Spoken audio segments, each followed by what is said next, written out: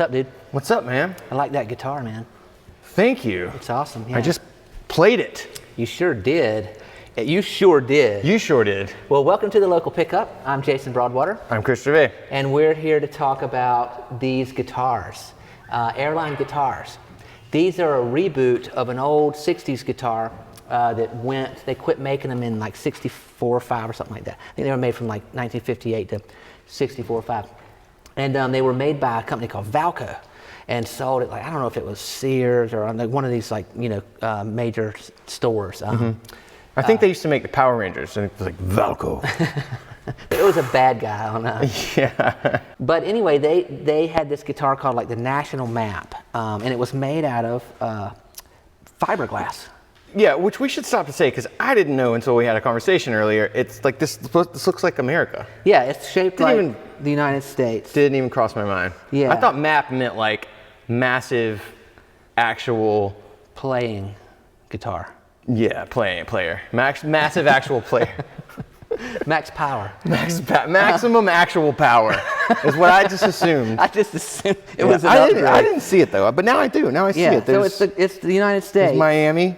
So VALCO made them in the 60s, and they made them out of fiberglass, dude.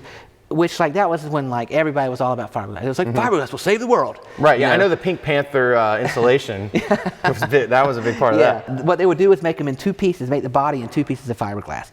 And then they would put it together and they would seal it with this, binding that would go around it. So it's rare to find them not, like, broken apart and falling apart. And that was a foolish thing to do. Very foolish. They should have never gone down that road. What's wrong with them? But they didn't ask, should they have? Right. Yeah, they knew they could. They just said, shh, fiberglass. Fiberglass. But anyway, so they've become collector's items, and they went from being pawn shop guitars to being collector's items. Now they're expensive to get them, but they normally don't play that well. They might. It's kind of hit or miss. And they're cool and all. But what Eastwood Guitars did is they rebooted the brand, and they started manufacturing these guitars in really well-made guitars. You've been playing one for the past 3 hours. Yeah. What are your thoughts? Historically, when I see a guitar that looks this sort of complex and cool, it's like, well, it's fun to look at, but like it's just not easy to play or sort of, what's the word, ergodynamic. But this is like magically. It's ergodynamic. Ergodynamic. Yeah. This is completely ergodynamic. Did I do that? Yeah. Yeah. Did I do that? Yeah. That's what every time I play anything, I say, did I do Did that? I do that? Did I do that? But yeah, it plays so easy. The action is just nice and smooth, and like, it's just, like hot butter. Yeah, it's great, man. It's got the 2 humbuckers, which sound great. Yeah, I'm big on the neck position. There's actually a lot of range, and there's the mid, but the neck is so warm and beautiful. Let us hear the neck real quick, if you don't mind. Yes. I think I fell out of tune a touch. I love that rattle and that. Yeah. I mean, that's how I play, is that. Well, that almost has like a Telecaster. Yes, I'm a big Telecaster fan. I love that. It does. That neck does have that bite of a Telecaster, I think, with the humbucker. And then it's got the Grover style tuners, cool headstock like the old Airlines. All right, it used to say National right here, back in the 60s. Oh, interesting. Now, we should say, I only was aware of this guitar shape and look because of Jack White. That's the only reason I ever saw this. Yes, so. Before, years ago. So, a lot of those folks, Jack White, even David Bowie as well, but more like the Jack White and then Dan Auerbach and people like that, that kind of, indie bluesy sound that came out kind of following the White Stripes, really, a lot of it. Gosh, I hate to say that. I'm sure there are tons of bands doing it before them. I don't know. Yeah. But anyway, they were the one that got kind of big first. But a lot of them started playing guitars that, trying not to play Fenders, Gibsons, whatever, just playing something different. And they were rediscovering these old vintage guitars from the 60s. Because typically when you stray from sort of the guitars that everybody knows, it's a bit of a gamble. Yeah. But yeah, like granted, I've only played this modern one, but Well, so those artists started playing modern ones as Eastwood started building them, as far as I understand, and because they're making really cool guitars, man, and nice guitars, and they're not crazy expensive in terms of some. I mean, like Les Pauls these days are like $3,000 for $4,000 for a new one or something crazy like that. $3,500. You know, these might be $900, which is a lot, but they're nice. You know. Again, one thing with picking this up is like, I mean, you know when you're playing like a cheap guitar, and Yeah. you know when you're playing a nice guitar. I mean, this is instantly feels like I said, if nothing else, the sort of like beauty of the design and the nuance and the subtlety of the design and the finish is a starter. And then when you play it, and then the tones, I mean, it's crystal clear, you know. Yeah, very cool. And then this one has the tremolo system on it. It's the same guitar. This is the Deluxe. It's got the Bigsby. That blue tremolo. is just breathtaking. Like David said, how much more blue could this be? Yeah. And the answer is none. And so it's just really cool looking, and the tremolo system's cool too. Yeah. So and then the bass. I mean, the bass is great. It's short scale. It's got the three-way selectors as well. It's got the same setup where you got the 2 volumes for the pickups, and then you have the tone knob. And, I've never played a guitar with a 0 fret. Also, yeah, and this one has a 0 fret. Yeah, well, that's crazy, man. Yeah, it's really cool. Yeah, you don't see that much, but you know, I guess that's how the original was. They do a lot to try to keep it to the original. Oh, and check this out. This is a chambered mahogany. I forgot to say this. So the body, they chamber it out because they're trying to stay true to how those hollow plexiglass or rezoglass, they call them rezoglass, guitars sounded. And this gives it that kind of like a hollow sound, which adds to the tone, you know. So it kind of recreates the spirit of the original guitar. Yeah, and I mean, I know I as a player, I just tend to, I'm a visual person, I'm an artist, and so I tend to see the design. It's as much of the guitar as the sound. I'll just be honest. Like the design of a guitar is a huge part of because to me it informs how you play it. Oh, I agree. And something like this is just so like adventurous and cool, and it's like retro future. And I always freak out when there's just a million little things that I don't think you're not going to see it like on this camera here. There's just a million little nuanced design choices on these things. I kind of feel that about like a lot of Eastwood guitars. Yeah, absolutely, yeah. But the indented little outline is cool, man. Yeah, and it's this, I love that little bump there and stuff. Yeah. Like, just in general, I mean, it's one of those things where it's like until you pick it up and play it, you miss, it's just a beautiful million little choices. Yeah, and Eastwood's done a great job. They do this with all different types of old guitars, like where it's appropriate, and they're not like doing a copy that's supposed to be like a cheaper copy. They're actually doing a tribute that's usually a better guitar than the thing that they're tributing. I would have assumed that. Yeah, like I said, the fact that I like looked at it and was just like, it's so cool looking, and it looks like a cool piece of, you know, machinery on when you're playing, but when you pick it up, it's just so easy. It plays so easy. This one, it's got some bite back here. And then it's got some, oh wow, like, you know, some thump.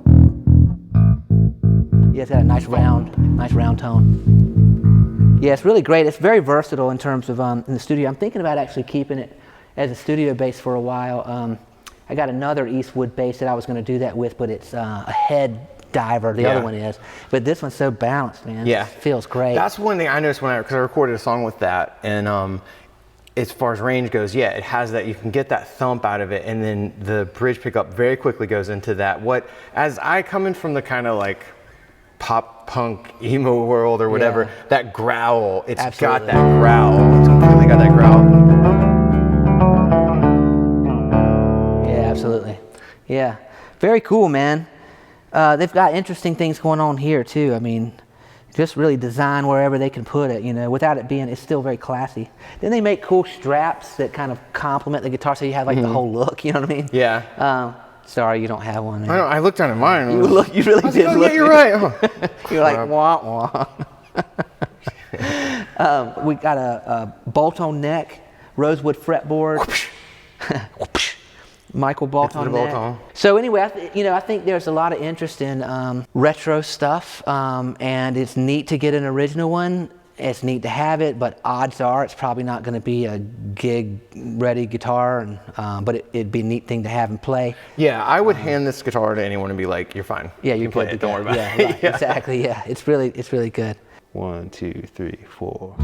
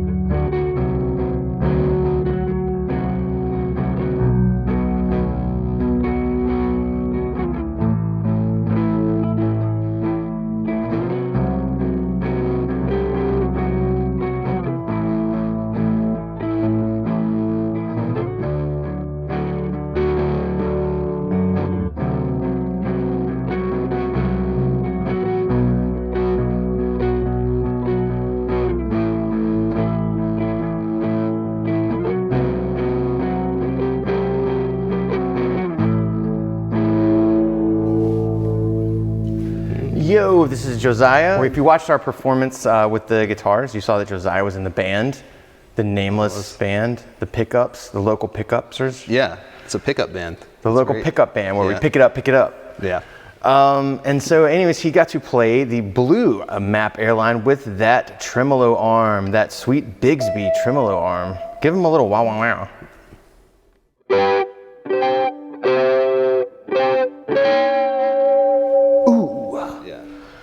Yeah, that's sweet. So what was your experience of playing this guitar? How did you like it? Yeah, these guitars are great. I think you guys kind of touched on this already, but they kind of have like a mass-produced feel to them that those original guitars had. Yeah. And I think it's what they've done with these ones is kind of put a lot of like industrial design into them, so they don't feel as much like a guitar. Kind of feels like closer to a violin than this does. This feels like a very much like a music machine. Yes, that's what I say. Like, it's like a music machine. That's like my first impression of it's a music machine. Yeah. But it feels and plays very cleanly. Yeah, the tone is great. It's very bright. Again, I think you mostly played on the neck pickup. Yeah, I did. And Jason talked about the hollowness in them, which I could kind of feel, but I wasn't sure about. I was like, I know something's going on. It looks like a heavy guitar. Yeah, but it's a great. But it's not. It's not. I mean, to look at it, I would assume it's like that Les Paul kind of backbreaker, but it's not at all. I mean, or they kind of look like plasticky because those old guitars were very plastic, but this is like very that's very true. solid. It's not light. I wouldn't say. It's just a really nice weight. And this it so perfectly fits with that Bigsby tremolo arm. It's beautiful. Yeah, the Bigsby dive bombing. I saw you over there pulling and dive bombing. I was like, no way is that guy run through some Slayer solos. Yeah, it was great. So fast that it can't even actually perceive it in the recording. But yeah, awesome. Cool. Glad you dug it. Yeah, it was a lot of fun.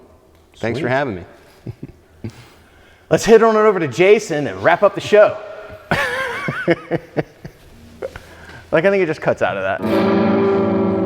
So it's time for you to leave the local pickup. It's time for you to leave the local pickup. You got to get out of here. Yeah.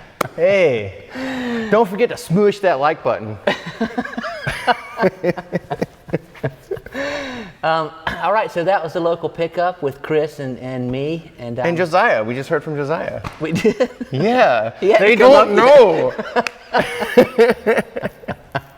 Okay. So, I hope you enjoyed this episode of the local pickup. We love Airline Guitars. We love working with Eastwood Guitars out of Canada. And we love you. And we love you. And we love you to smoosh that like And we love you to smooch that like button. Right. So check out these guitars if you get a chance. If you could find an old National Map guitar, then great. You should grab it just to have it. And then if you want a great playing guitar, you can check out one of these Eastwood-made Airline guitars. Good stuff. Thanks for watching. All right, we'll see you next time on the local pickup.